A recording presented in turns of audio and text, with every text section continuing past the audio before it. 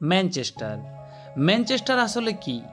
আমরা অনেক বই পড়েছি যে ভারতের ম্যানচেস্টার কাকে বলে, উত্তর ভারতের ম্যানচেস্টার কাকে বলে, দক্ষিণ ভারতের ম্যানচেস্টার কাকে বলে, এরকম পড়েছি। কিন্তু ম্যানচেস্টার আসলে কি? দেখো, ম্যানচেস্টার হলো তোমার যুক্তরাজ্য অর্থাৎ ইংল্যান্ডের একটি বিখ্যাত শিল্পনগরী। কেন অন্য শহরের সঙ্গে ম্যানচেস্টারের তুলনা করা হয়?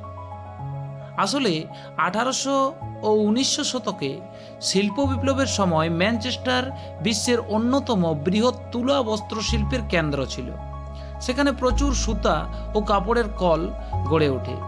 তাই ম্যানচেস্টারকে কটনোপলিস বা তুলা বস্ত্র শিল্পের রাজধানীও বলা হয়। এই যে কাপড়ের কল, এলাকা বলা হয় টেক্সটাইল মিল। তাই এ কারণে যে শহরে তুলা বস্ত্র শিল্প খুব বেশি উন্নত হয়েছে তাকে ম্যানচেস্টার উপাধি দেওয়া হয়েছে। যেরকম আমেদাবাদ কি ভারতের ম্যানচেস্টার, কোয়েম্বাটুরকে বলা হয় দক্ষিণ ভারতের ম্যানচেস্টার এবং কানপুরকে বলা হয় উত্তর ভারতের ম্যানচেস্টার। অর্থাৎ ম্যানচেস্টার কোনো শিল্পের নাম নয়, এটি ইংল্যান্ডের একটি শহর যা ঐতিহাসিকভাবে তুলা বস্ত্রশিল্পের জন্য বিশ্ববিখ্যাত। তাই অনুরূপ বৈশিষ্ট্যের শহরগুলিকে, অর্থাৎ আসলে ম্যানচেস্টার শহরে যেরকম বৈশিষ্ট্য রয়েছে সেই হিসাবে যদি অন্য কোনো শহরের ওরকমই বৈশিষ্ট্য থাকে তাহলে সেই শহরগুলিকে ম্যানচেস্টার শহরের সঙ্গে তুলনা করা হয়।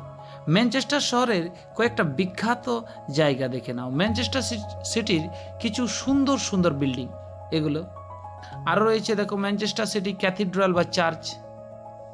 এরকম সুন্দর সুন্দর টপিক নিয়ে যদি ভিডিও দেখতে চাও তাহলে আমাদের চ্যানেলটিকে ফলো করে রাখবেন অবশ্যই। থ্যাংক ইউ, ধন্যবাদ।